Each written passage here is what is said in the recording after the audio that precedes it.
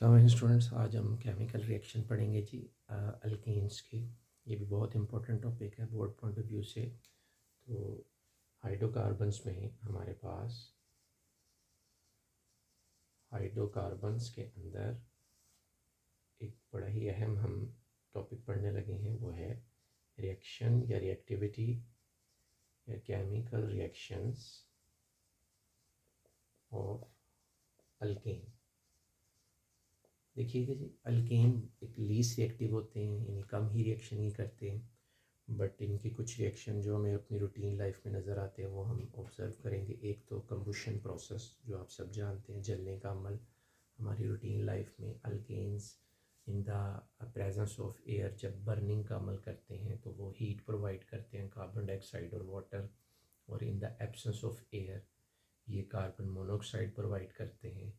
इसके अलावा एक बड़ा ही अहम जो रिएक्शन इनका है वो है हैलोजिनेशन, जिसको हम सब्स्टिट्यूशन रिएक्शन का नाम भी देते हैं। तो पहला जो रिएक्शन हम फिर हैलोजिनेशन ही देखते हैं। हैलोजिनेशन, तो halogenation means addition of halogens, addition of halogens in alkanes. देखिए, हैलोजेंस लीस्ट रिएक्टिव हैं, लेकिन in the presence of ultraviolet radiation, UV sunlight, halogens के साथ अल्केन रिएक्ट करते हैं। और ब्राइट सनलाइट में ये रिएक्शन बड़ा एक्सप्लोसिव होता है। जैसे क्लोरीन की जब हम बात करते हैं तो क्लोरीन हैलोजेंस ब्राइट सनलाइट में एक एक्सप्लोसिव रिएक्शन करता है। और एक्सप्लोसिव रिएक्शन कुछ इस अंदाज से होगा कि जी हमारे पास ये CH4 है, मीथेन। अगर हम इसका रिएक्शन करवाते हैं क्लोरीन के साथ, तो क्लोरीन के जो मॉलिक्यूल्स हैं वो ब्राइट सनलाइट में, स्टूडेंट्स याद रखिएगा, पहले तो ख़ुद को कन्वर्ट करते हैं। ब्राइट सनलाइट इनको रेडिकल में तब्दील करती है, और फिर ये जो रेडिकल हैं ये क्या करते हैं, सिंपली हाइड्रोजन को रिमूव कर लेते हैं। तो यहाँ पर मैं यूज़ कर रहा हूँ 2 क्लोरीन के मॉलिक्यूल्स, तो ये चारों हाइड्रोजन को निकाल लेंगे तो हमारे पास 4 HCl बन जाएंगे, साथ में कार्बन की फॉर्मेशन होगी। तो ये तो एक एक्सप्लोसिव रिएक्शन होगा इन ब्राइट सनलाइट। और यही अगर, और इसको मैंने सब्स्टिट्यूशन रिएक्शन भी कहा, जैसे अभी मैंने बताया। सब्स्टिट्यूशन ये हुआ कि हैलोजेंस ने एक्चुअली क्या किया है, यहाँ पर सब्स्टिट्यूट कर दिया है हाइड्रोजन को। इस रिएक्शन में तो इससे, जिसे हम कहते हैं, एकदम से ही तमाम हाइड्रोजन को रिमूव कर दिया है। लेकिन अगर हम सनलाइट को जो है वो डार्क कर दें, डिम कर दें, देखें तो यानी डिम सनलाइट में या डार्क सनलाइट में जो रिएक्शन है वो स्लोली प्रोसीड होगा। तो अब हम उसे देखते हैं जी।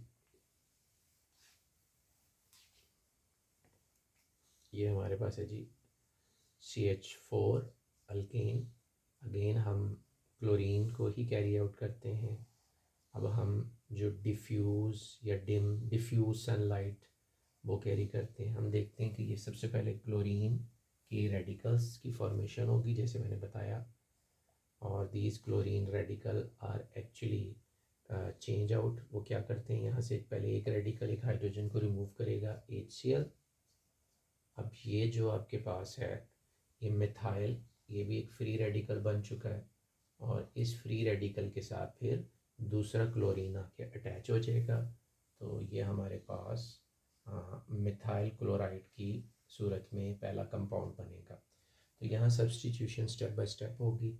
फिर अगर हम इसको फर्दर देखें तो मिथाइल क्लोराइड अगेन जो रिएक्ट करेगा क्लोरीन गैस के साथ, डिफ्यूज सनलाइट, रिएक्शन फिर वैसे प्रोसीड होगा। It change into free radical.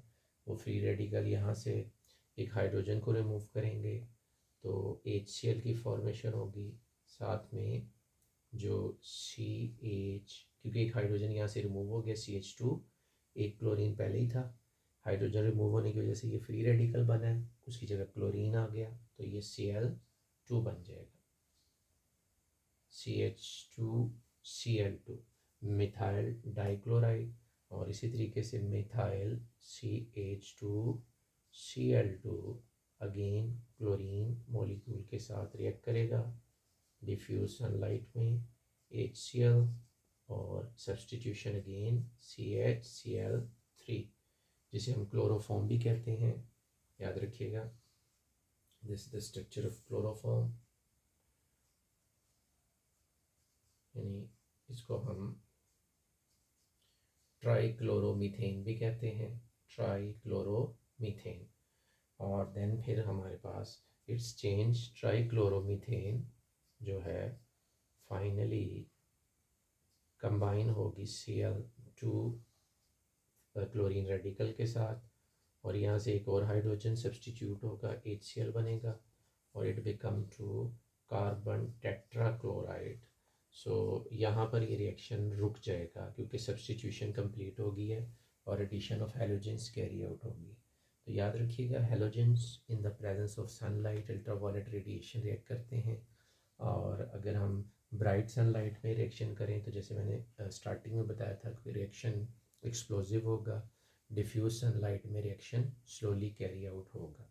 अच्छा जी, इसके अलावा रिएक्शन अगर हम देखें तो देयर इज़ अनदर रिएक्शन,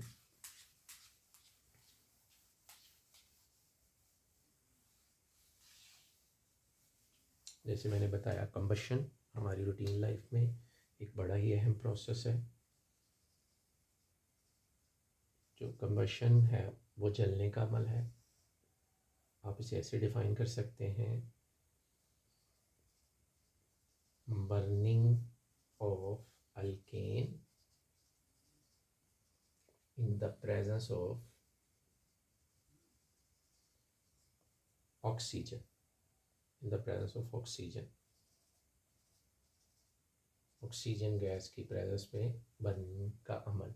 इस रिएक्शन के दौरान स्टूडेंट्स CH3 जो कि घर में कुदरती गैस यही रिएक्शन करती है, ऑक्सीजन के साथ जब रिएक्ट करती है तो हमारे पास कार्बन डाइऑक्साइड प्लस वाटर और बहुत सी अमाउंट में हीट प्रोड्यूस होती है, और यही है वो हीट जो हम कुकिंग पर्पस में इस्तेमाल करते हैं। तो प्रेजेंस ऑफ ऑक्सीजन में तो ये जो कार्बन डाइऑक्साइड बनेगी, लेकिन अगर ऑक्सीजन की प्रेजेंस कम है तो एक इनकम्प्लीट ऑक्सीडेशन होगा, उसे भी देखिएगा स्टूडेंट्स। तो ऐसे में बर्निंग का अमल जो है वो थर्ड रिएक्शन हम देख रहे हैं जी, इसको हम इनकम्प्लीट ऑक्सीडेशन भी कहते हैं। इनकम्प्लीट ऑक्सीडेशन में हमने कुछ इस तरह किया, ये भी बर्निंग ऑफ अल्केन है, इन दी प्रेजेंस नहीं बल्कि हम एब्सेंस ऑफ ऑक्सीजन गैस कहेंगे। तो हम ये देखते हैं in the absence of oxygen gas, oxygen gas की एब्सेंस में जो अल्केन है वो कार्बन डाइऑक्साइड ने कार्बन मोनोऑक्साइड बनाते हैं। एज यूजुअल वाटर भी क्रिएट करेंगे। ये मैं बैलेंस कर रहा हूँ जी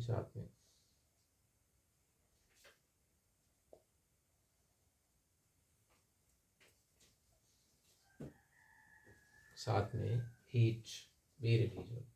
लेकिन यहाँ जो सबसे इम्पोर्टेंट चीज़ वो ये है कि आपके पास जो गैस रिलीज़ हो रही कार्बन मोनोऑक्साइड, और कार्बन मोनोऑक्साइड इनकम्प्लीट ऑक्सीडेशन में रिलीज़ होती है, which is not a useful gas.